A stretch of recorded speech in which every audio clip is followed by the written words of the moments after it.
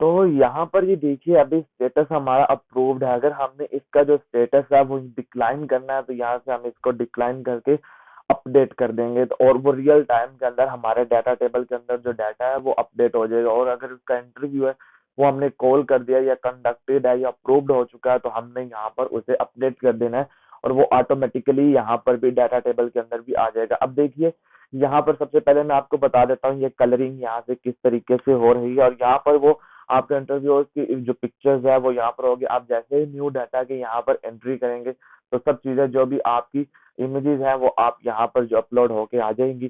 तो उसके बाद ये देखिए यहाँ पर जल्दी से हम इसको समझ लेते हैं। जब मेल है तो मेल एक जेंडर है तो उसके लिए हमें ग्रीन है, फीमेल भी एक जेंडर है, एक ऑथेंटिक है और उसके लिए भी हमने यहाँ पर ग्रीन रखा है। आप इसे चेंज भी कर सकते हैं कोड से, इसका मेल के लिए अलग से रख सकते हैं, फीमेल के लिए अलग से रख सकते हैं।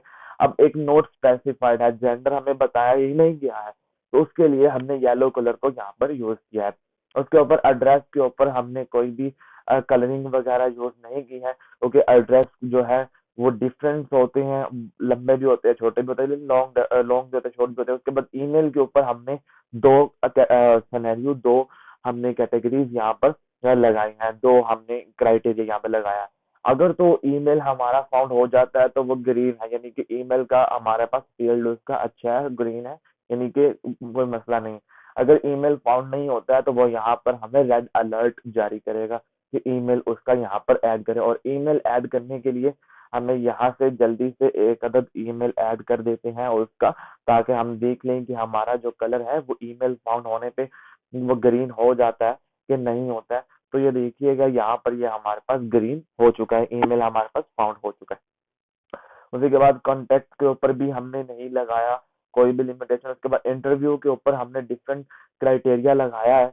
यहाँ पर जो है इंटरव्यू के ऊपर हमने अप्रूव के ऊपर ग्रीन लगाया है, होल्ड लगाया है।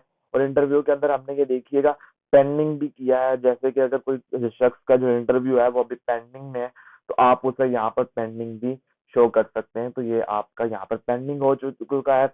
अगर आपका उसका इंटरव्यू फैमिली इश्यूज की वजह से नहीं कंडक्ट हो पाया है तो हमने यहाँ पर उसे फैमिली इश्यूज के लिए भी एक रेड कलर दे दिया है। ठीक है। और उसके बाद हमने वो कम है, अगर वो इंटरव्यू देने के लिए आया है लेकिन ज्यादा तादाद होने की वजह से कंडक्ट नहीं हो पाया, इंटरव्यू का नहीं हो पाया, तो वो भी हमने यहाँ पर दिया है।